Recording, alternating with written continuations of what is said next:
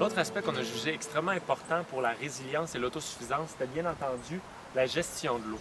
Puis là, on parle autant de la gestion de l'eau sur le terrain pour s'assurer qu'il y en ait le moins possible autour du bâtiment, qui lui, on veut qu'il reste bien sec et sécuritaire à l'année, pour bien résister au gel, dégel aussi bien entendu, que la gestion de l'eau autour du terrain qui, elle, peut être par exemple pour s'assurer qu'on a un bon drainage et une bonne alimentation en eau pour nos jardins, nos forêts nourricières et ces choses-là, que toute la gestion de l'eau dans l'utilisation complète du cycle pour les humains, c'est-à-dire la collecte de l'eau de pluie au départ, potentiellement de l'eau de pluie où il y a d'autres options, par exemple de l'eau de source.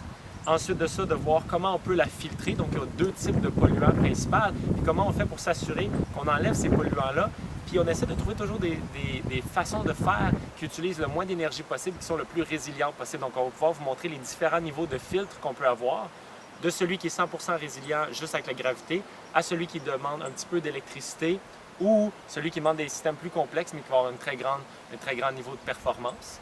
Donc, la gestion de l'eau, la filtration de l'eau, excusez-moi. Puis ensuite de ça, comment on fait pour la conserver.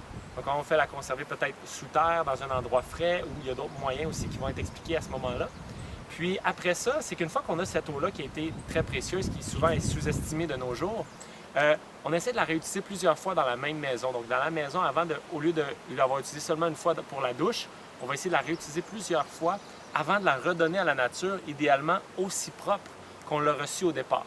Donc, le sujet de l'eau me passionne énormément. C'est un de mes sujets préférés parce que c'est un énorme problème présentement et c'est pas si difficile de le transformer en une solution et d'avoir un système qui est vraiment viable, autant pour la nature autour de nous que les humains qui l'utilisent.